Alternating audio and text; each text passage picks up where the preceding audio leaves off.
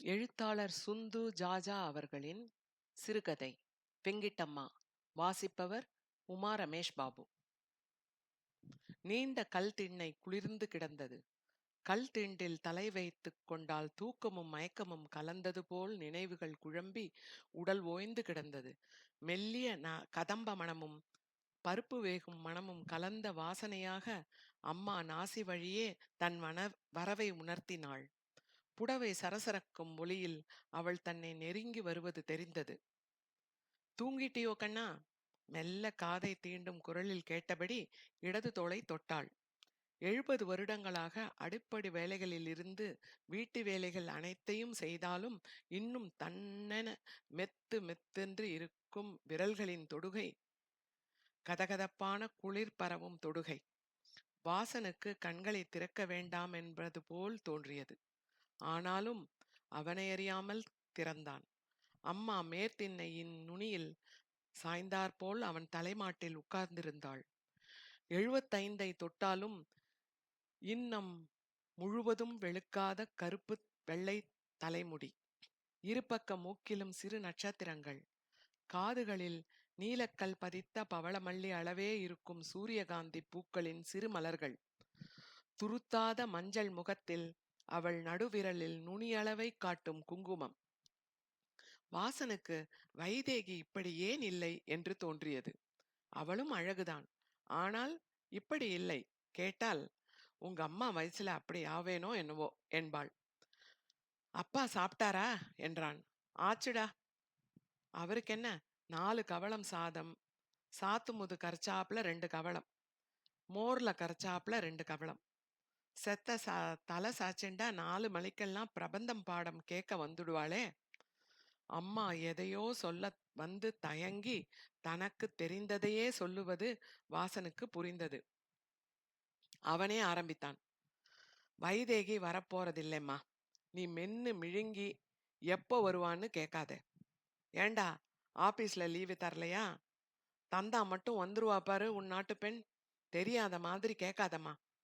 பெரிய திருக்கோளூர் பெண் பிள்ளை ரகசியம் பாரு, அவ இங்க வராது இருக்கிறது. வாசன் குரல் உயர்த்தாமலே எகிரினான். அம்மாவின் கண்கள் தணிந்தன. அவன் கல்லூரி படிக்கும் நாட்களில் ஹாஸ்டலில் இருந்து வரும்போது இதே பார்வையில்தான் அம்மா பார்ப்பாள் அவனை. கோந்தே, அவ சிரமம் நேக்கு புரியறதுடா. இங்கே வந்தா நான் கேட்க மாட்டேன். ஊர்ல ஒவ்வொருத்தரும் கேப்பா. கிராமம்னோ பிரத்தியார் தன்னவான்னு பார்க்காதைக்கு உடைச்சு பேசிடுவா. நான் இங்கே தினமும் நம்மாத்து சந்தான கிருஷ்ணனுக்கு திருமஞ்சனம் பண்ணிட்டு வரேன். சீக்கிரமா பகவான் கண்ணை திறந்துடுவான். நீ திருமஞ்சனம் பண்ணியே சந்தான கிருஷ்ணன் ஆளிலை கிருஷ்ணனா ஆயிட போறான். வாசனிடமிருந்து கசப்பான புன்னகையினுடைய வார்த்தைகள் வந்தன. அம்மா கண்களை ஒருமுறை அழுந்த மூடிக்கொண்டாள். 10 நொடிகளுக்கு பின் திறந்தபோது அவள் வேறு பாவனையாக இருந்தாள். கண்ணா, நீ முத்து தாத்தாவை இன்னும் பார்க்கலையா? போன தடவை நீ வந்து போனதை கேட்டுட்டு அவனை நான் பார்க்கணும்னு அவன் அண்டை கேட்டாராம். 93 தாண்டிட்டார். இன்னும் பெருமாள் கோயில்ல ஆளா நின்னு பிரபந்தம் சாதிக்கிறார். அவரை பார்த்து சேவிச்சுட்டு வாயேண்டா. 80 வருஷமா பிரபந்தமும் வேதமும் சாதிக்கிற வாயால அவர் ஆசீர்வாதம் பண்ண சேமமா இருக்கும். அம்மா கெஞ்சுவது போல் பாவனையில் கண்டிப்பாக சொன்னாள். வாசன் நீளமாக மூச்சு விட்டான். அம்மா, அவரும் சந்தான பிராப்திரஸ்துன்னு சொல்லுவார். 41 வயசாச்சுமா எனக்கு. இதுக்கப்புறமும் நம்மிண்டு இருக்க எனக்கே லஜ்ஜையா இருக்குமா. போருண்டா, என்னவோ ரிட்டையர்டு ஆன ரயில்வே கிளார்க்காக சித்தமா பேசிண்டு கல்யாணம் ஆகி 8 வருஷம் தானே ஆறுது.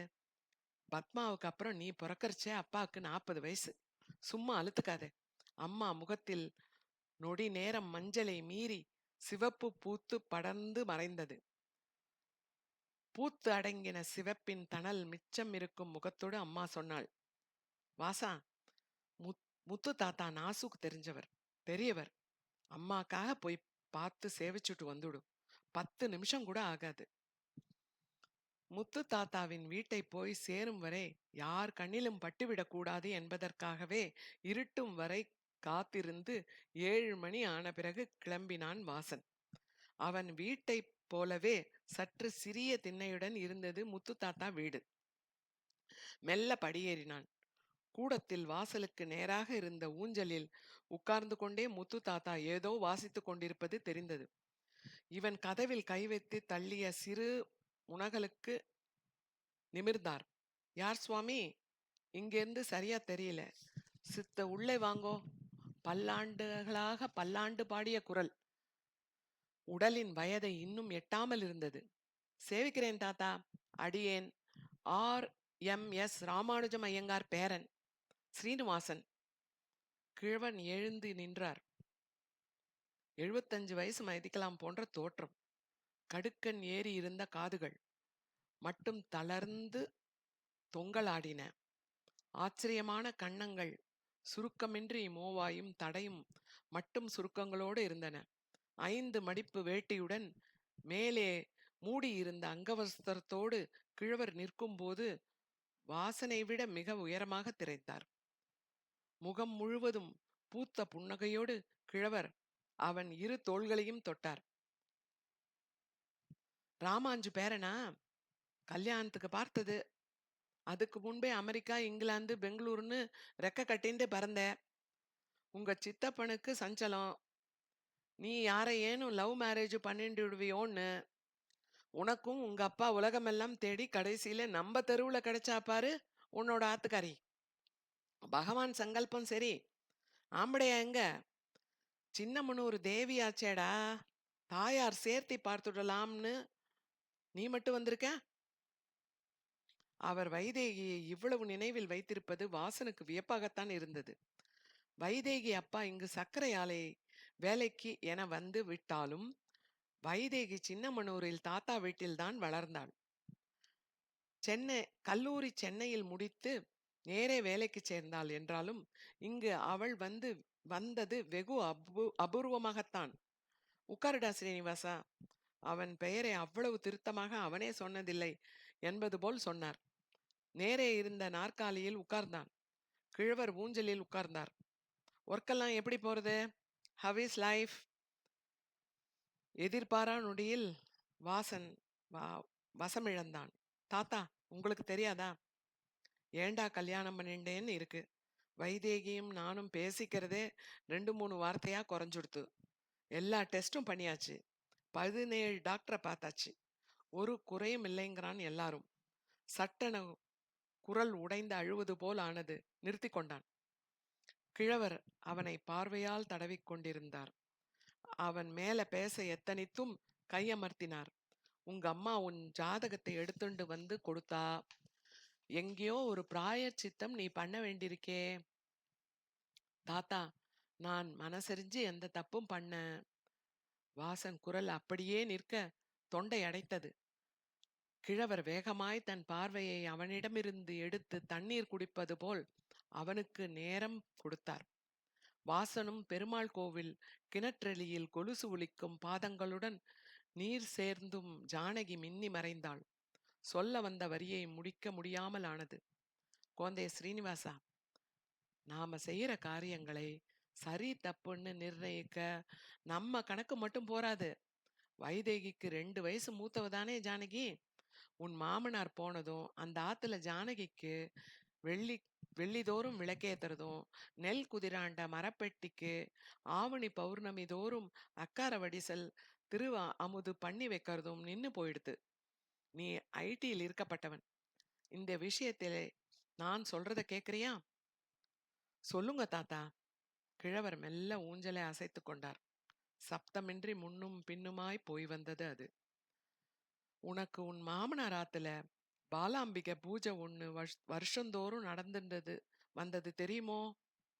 வைதேகி முன்னாடி சொல்லியிருக்கா. மெல்ல தலையை குனிந்து கொண்டு அவரை நிமிர்ந்து பார்க்காமல் முனகலாக சொன்னான். ஜானகி போனதுக்கு அப்புறம் சரியா பண்ணலேன்னு சொல்லுவா.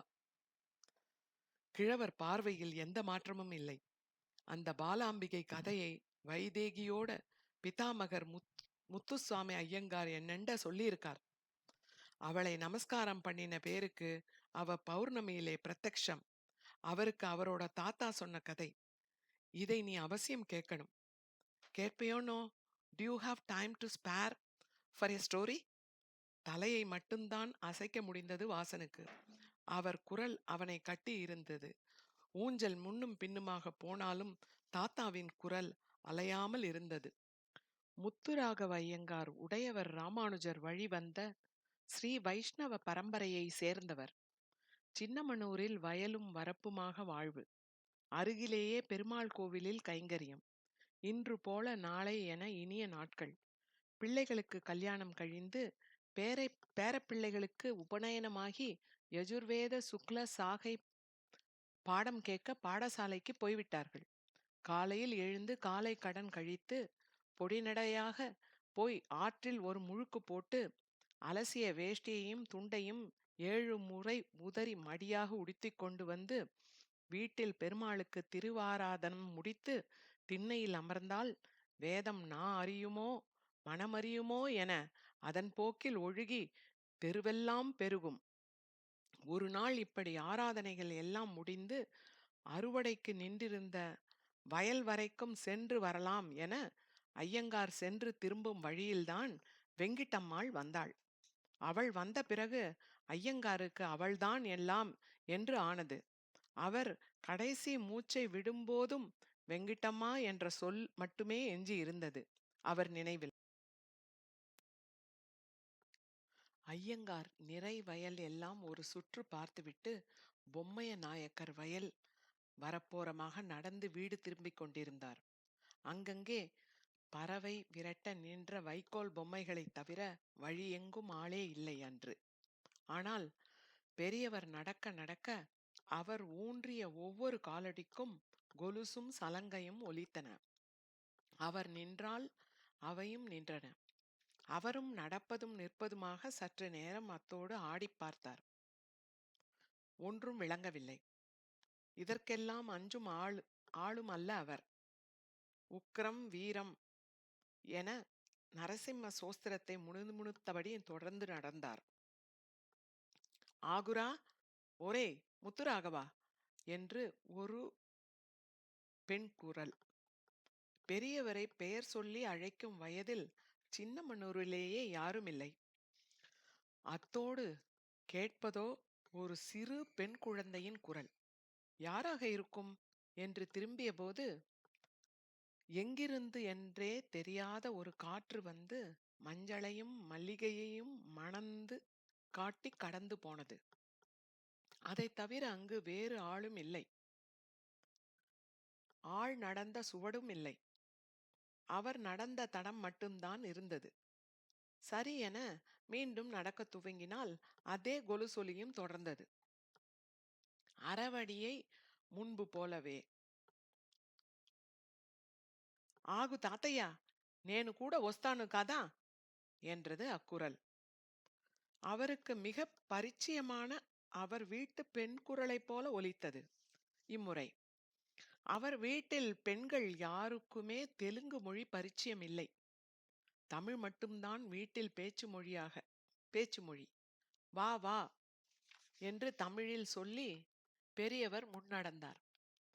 காலமில்லா காலத்தில் மடமடவென தூறல் போட்டு உடையும் உடலும் முழுதும் நனைந்ததோடு அதுவும் நின்றுவிட்டது. மழை பெய்த போதும் தொடர்ந்து நடந்தபடி இருந்தார் ஐயங்கார். அவர் நடக்க நடக்க பட்டென்று கொலுசொலி மட்டும் அவரை தொடராமல் அருந்து போனது ஓரிடத்தில். சற்று யோசித்தவராக மேலும் 4-5 எட்டுக்களை தயங்கியபடி வைத்து முன்னேறினார். கலகல என அதே பெண் குரல் வெடித்து சிரித்தது. ஒஸ்தானுரா என்று கொலுசொலிக்க ஓடி வந்து அவர் காலடி தாளத்தோடு இணைந்து கொண்டது. பெரியவரும் சிரித்தபடி தொடர்ந்து நடந்தார். யார் நீ என்று மனத்துக்குள்ளே கேட்டார் ஐயங்கார். நேனுரா, வெங்கிட்டம்மா என்று முன்பே பரிச்சயமானவள் போல் சொன்னாள். எங்கிருந்து வர என்றார் ஐயங்கார். கொலுசொலி நின்று விசும்பல் ஒலி மட்டும் எழுந்தது. கை வளையல்கள் மட்டும் குலுங்கின. ஏன் அழற? கண்ணை கசக்கறியா? கண்ணுக்கு எழுதின மையெல்லாம் ஈழிக்க போறது. நான் கண்ணுக்கு மை எழுதியிருக்கேன்னு உனக்கு எப்படி தெரியும்? எழுதிண்டிருக்கியோன்னோ தெரியும். எங்க தாத்தா என்ன இந்த காட்டுல விட்டுட்டு போயிட்டாரு என்றாள் அழுதபடி. யார் உங்க தாத்தா? வெங்கடப்ப நாயக்கரு. மேக்கால மலையேறி போயிட்டாரு.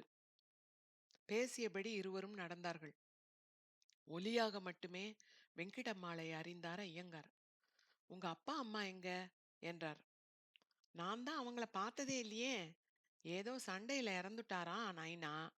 அம்மாவும் அவர் கூடயே நெருப்புல இறங்கிட்டாங்களாம். எனக்கு 1 வயசு இருக்கும்போது. ஆஷாட மாச பௌர்ணமிக்கு சுமங்கலி பூஜை பண்ணுவாங்க எங்க தாத்தாவும் அவ்வாவும் ஊரையே கூட்டி. இங்க எப்படி வந்த? வடக்க இருந்து ஒரு பெரும்படை வந்து என் தாத்தாவோட நிலத்தை எல்லாம் பிடுங்கிடுச்சு. ஹம், அதால நாங்க எல்லாரும் அரவ நாட்டுக்கு வந்தோம். அவ்வா எனக்கு தாழம்பு தடைச்சச்சு, பட்டு பாவாடை உடுத்தி, வைரத்துல லோலாக்கு, வளர்த்த காதுல தங்க ஓலை எல்லாம் போட்டு விட்டா. தலைக்கு பில்ல, கழுத்துக்கு கார, இடுப்புக்கு ஒட்டியானம். தாத்தையா, சொல்ல மறந்துட்டனே, பச்சைக்கல் வச்ச மூக்குத்தியும் புல்லாக்கும் என் கல்யாணத்துக்குன்னு ஆசாரி கிட்ட செஞ்சு வாங்கினது. என்னைய முத்தாலபுரம் பெரிய நாயக்கர் மகனுக்கு கல்யாணம் பேசி வச்சிருந்தாங்கல்ல, அதுக்காக. என்னமோ முன்னமே ஐயங்காருக்கு தெரியும் என்பது போல சொல்லிக் கொண்டே போனாள். எல்லாத்தையும் போட்டு விடுறியே, எனக்கு இன்னைக்கு கல்யாணமான்னு கேட்டேன். ஆமாடின்னு சொன்னா அவ்வா. முத்தாலபுரம் அரண்மனையில ஆம்பளைங்க யாருமே சண்டையில பிழைக்கல. பெண்டுக எல்லாரும் தீப்பாஞ்சிட்டாங்கன்னு தகவல் வந்துச்சு. அன்னைக்குதான் அவ்வா எனக்கு அலங்காரம் பண்ணி விட்டா.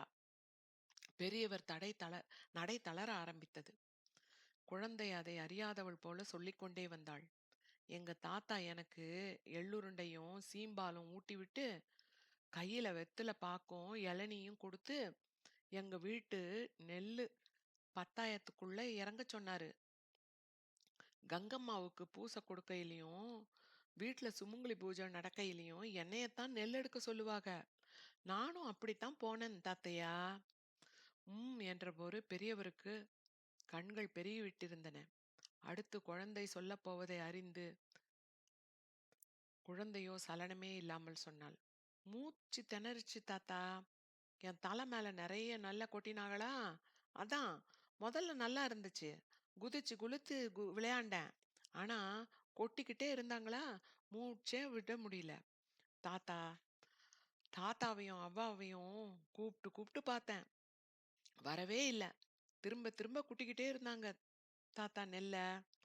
எனக் என்றபோது கொலு சொல்லி நின்று விட்டது. ஐயங்கார் தானும் நின்று திரும்பிய போது அவளைக் கண்டார். பொன்னன மின்னும் பச்சை பட்டு, கை நிறைய பவள மோதிரங்களும், வளர்த்த காதில் லோலாக்கும் பொன்னோலையும் பூட்டி, மின்னிய தலையில் தாழம்பு மடல்கள் தைத்து, காலுக்கு கொலுசும் தண்டைகளும் கட்டி, மை தீட்டிய கண்களும் மஞ்சள் காப்பும் கை நிறைய வளையலுமாய் 10 வயது மாறாத சிறு குழந்தையாய் நின்றாள் வெங்கிட்டம்மாள்.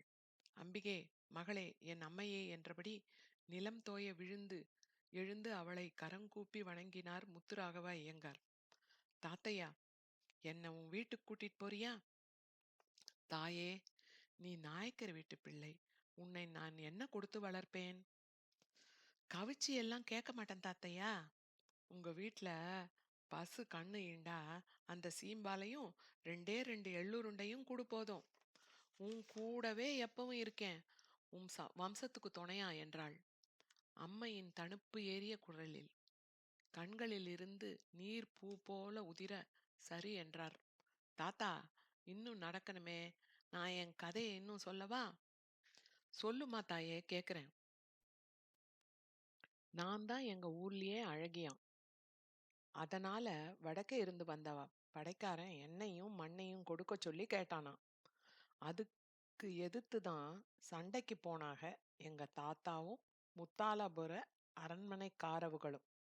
சரி தாயாரே, இங்க எப்படி வந்த? பரதேவதையாட்டம் இருக்கியேம்மா.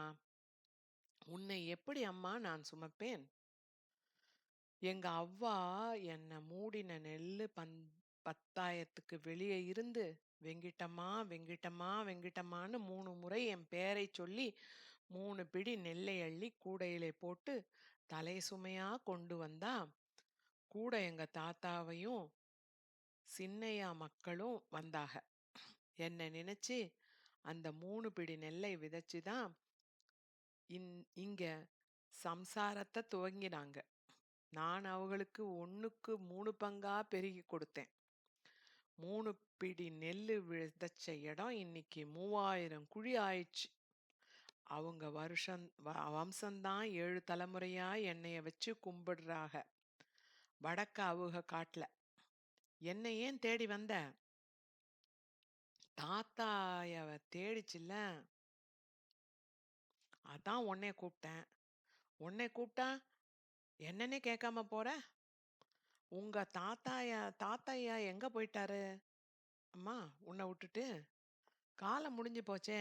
நான் தான் எங்க தாத்தாவை மலையேத்தி விட்டேன். இனி அவரு திரும்பவே மாட்டாரு. பெரியவருக்கு முதுகு குளிர்ந்து கால் கட்டை விரல் தொடங்கி உச்சி வரை ஒரு விதிர்ப்பு எழுந்து அடங்கியது. உள்ளிருந்து அவரை அறியாமல் கேள்வி எழுந்தது. உன்னை நெல்லால் மூடி கொன்னுட்டாகளே, உனக்கு கோபம் வரலையா? கோபந்தான். அப்புறம் ஏன் அவரை மலையேத்தி அவ பரம்பரையை காப்பாத்துற? ஐயங்கார் கேட்கக்கூடாது என்று நினைக்கும் போதே அவரை மீறி கேள்வி வந்து விழுந்து விட்டது. ஐயங்கார் சொல்லிடறலை உணர்ந்தார். அடிவயிறு கூசி நெஞ்சு குளிர் நடுக்கம் கொண்டு தலை உஷ்ணமாகி மூச்சு தாளம் தப்பியது. கண்களில் மறுபடி நீர் கட்டியது. கைகுப்பி திரும்பாமலே தெண்டனிட்டார். பீங்கான் சாடிக்குள் கழச்சிக்காய் போட்டு ஒரு உருட்டு உருட்டியது போல் கிளிக் கிளிக் என்ற சிரிப்பணி. ஏ தேவுடா, நான் எப்படி ஆகாரம் பண்ணி வைப்பேன்? நான் எப்படி வளர்ப்பேன்? என்ன நீனு முத்துராகவா, కొండకు మించి போயிந்திராவா నువ్వు? பெட்டுண்டே நேவு, அதான் அந்த நான். சிரிப்பு மேற்காற்றாய் சுழன்று புழுதி எழும்பி அடங்கியது. மணியின் ரீங்கார முரல் ஓசையாய் காதுகள் பெரியவர்களுக்கு அடைத்திருக்க, கண் கருவிழிகள் அவரை அறியாமல் மேலே சிறுகிக் கொள்ள, பெரியவர் வரப்பின் மீதே சடார் என்று சரிந்தார். கதிர்முற்றி வரப்பில் சாய்ந்து நின்ற நெற்கதிர்கள் அவர் தலையை மெத்தனத் தாங்க, வரப்பு நீரில் கால்கள் பாதம் வரை அமிழ்ந்திருக்க, பகல் வெயிலை வாங்கிய சூட்டோடு வரப்பு உடம்பை தாங்கியிருக்க, மெல்ல கண் திறந்த பெரியவர் கண்களில் மேகங்களற்ற நீல வானம். எல்லையற்றதை உள்ளடக்க முடியாமல் கண்கள் திணற, கண்ணீர் பெருகி காதுகள் வழியே வரப்பில் உதிர்ந்தன. மிக பிரயாசைப்பட்டு மெல்ல வாய் திறந்தது. அம்மா என்றார். தடுமாறி எழுந்து சுற்றுமுற்றும் பார்த்தார். தினமும் பார்த்து பழகிய வெறுமை மட்டுமே பூத்து கிடந்தது. பெரியவர் பதறி தெற்கு நோக்கி கை கூப்பினார். அபச்சாரம் பண்ணிட்டேன் தாயே, பரதேவத, ஷமிக்கணும், அடியனை ஷமிக்கணும், அடியேன் ஷமிக்கணும், அடியேன். சிகை அவிழ்ந்து காற்றில் பறக்க, உத்தரிய மறைவட்டமாய் தரையில் கிடக்க, 5 கட்டு வேட்டியின் கட்டுகள் அவிழ்ந்து ஒற்றை சுற்றாய் இடுப்பில் நிற்க, எழுந்து விழுந்து விழுந்து எழுந்து வீழ்ந்து ஆவாசம் வந்தவராய் வணங்கினார் பெரியவர்.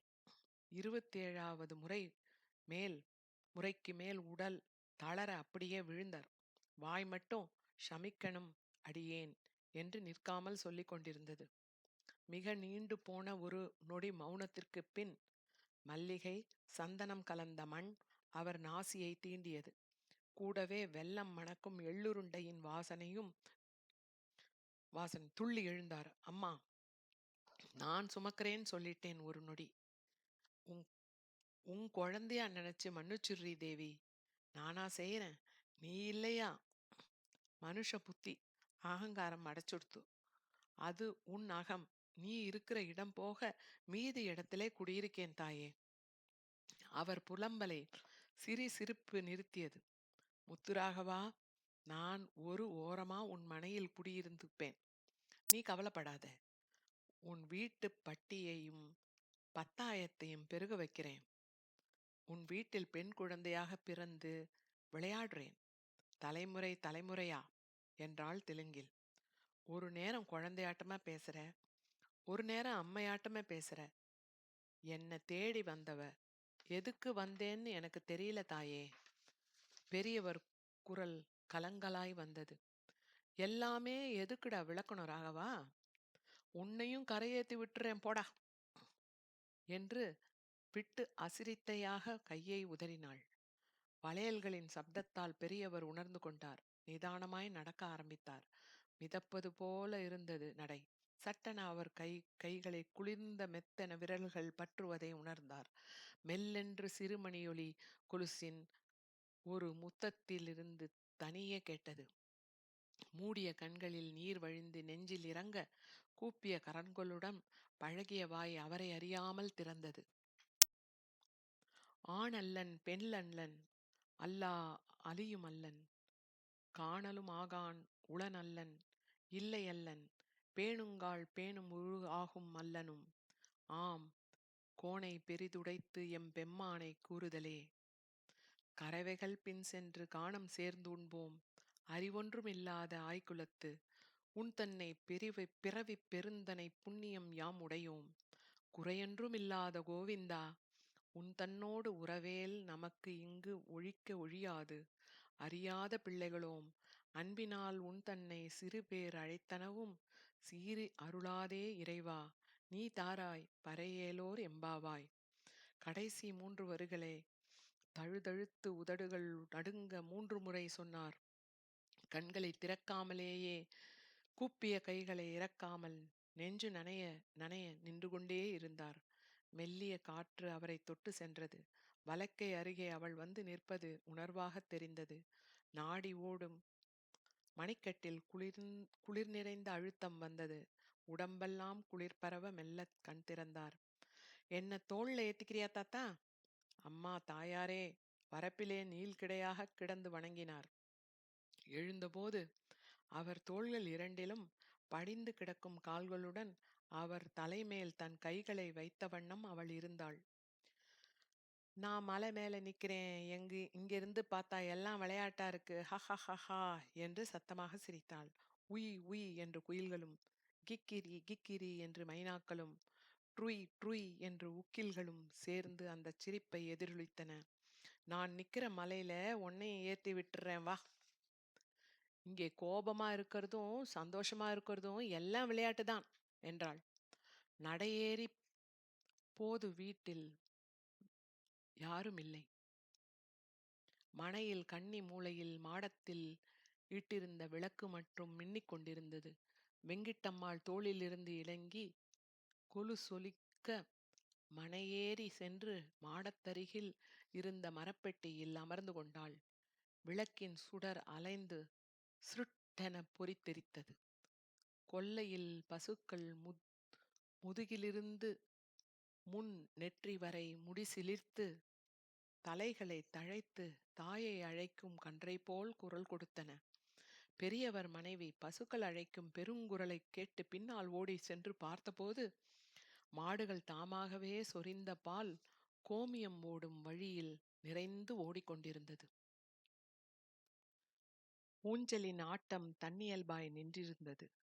பாலா ரூபமாய் வந்த வெங்கிட்டம்மாதான் வைதேகி ஆத்துக்கு அகத்து தெய்வம். என்ன பிரபந்தம் சேவிச்சாலும் வெங்கிட்டம்மாக்கு நமஸ்காரம் பண்ணி அவள் ஆவாகனம் ஆன மரப்பெட்டிக்கு புஷ்பம் சாத்தாம இருந்ததில்லை அவாத்துல.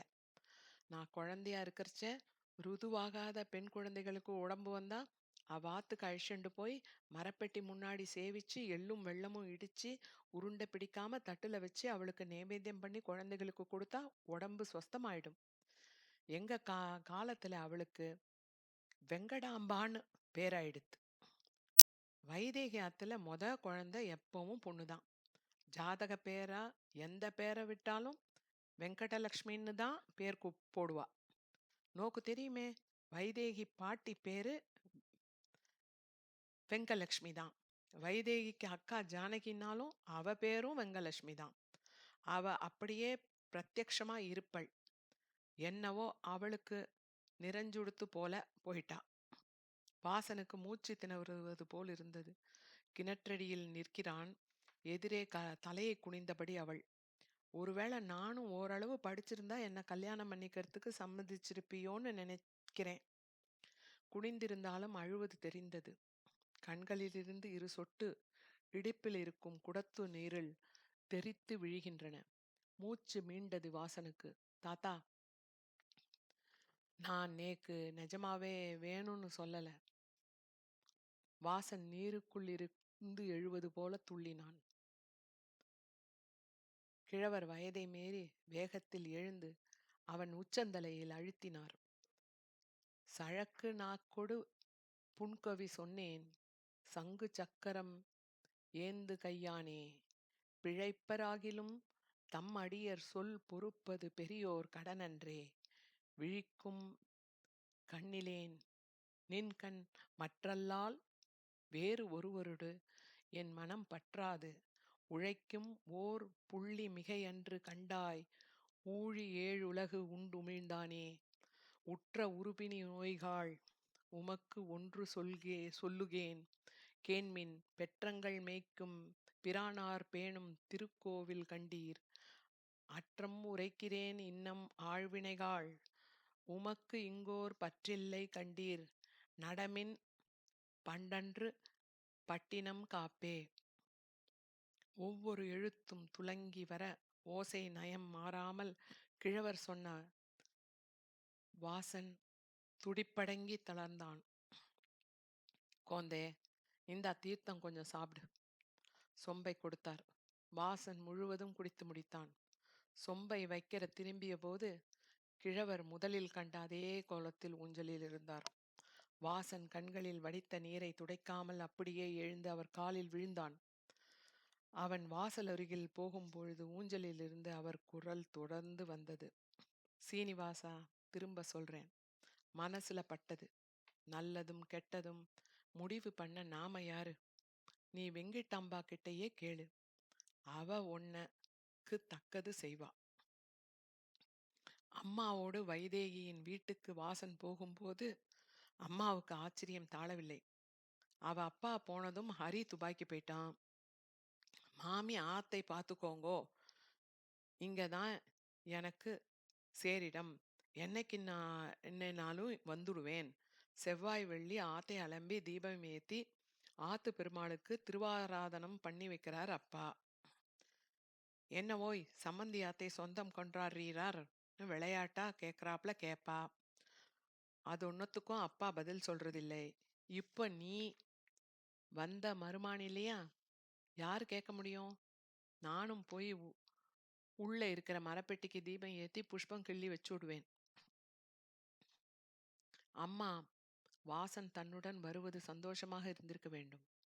பேசிக்கொண்டே வந்தாள். மரப்பெட்டி அந்த வீட்டு கூடத்தின் பக்கவாட்டு அறையில் இருந்தது. 2 அடிக்கு 2 அடி இருக்கும். அம்மா விளக்கேத்தி மகாலட்சுமி அஷ்டகம் சொல்லி கொண்டிருந்தாள். முடிந்ததும் பின் வாசல் கதவை தாளிட்டு கொண்டு வந்தாள். போலாமா கண்ணா? அம்மா, நீ முன்னே போ, நான் செத்த இங்க உட்கார்ந்துட்டு வரேன். அம்மா ஏதோ சொல்ல வந்தது போல வந்து பின் தன்னைத்தானே பின்னிழுத்து கொண்டு சீக்கிரமா வந்துடு என்றபடி வாசல் கதவை மூடியபடி இறங்கினாள். அதுவரை இருந்த வீடாக இல்லை அது.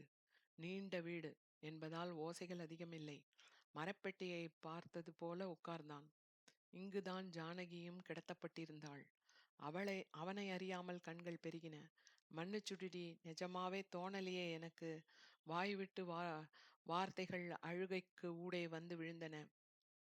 நேரக் கணக்கின்றி அழுது அழுது எந்த ஓசையுமின்றி காதுகள் மரத்திருக்க, உடல் உறைந்திருக்க, கண்கள் வழிந்தபடி இருக்க அவனை அறியாமல் அச்சொல் வந்து விழுந்தது.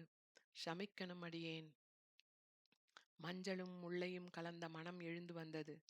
பாகு காய்ச்சி அதில் எள்ளை சேர்க்கும் வாசமும் வந்து சேர்ந்தது. மரப்பெட்டி முன்னிருந்த சுடர் அலைந்தது. சிருட்டென பொறி தெரித்தது.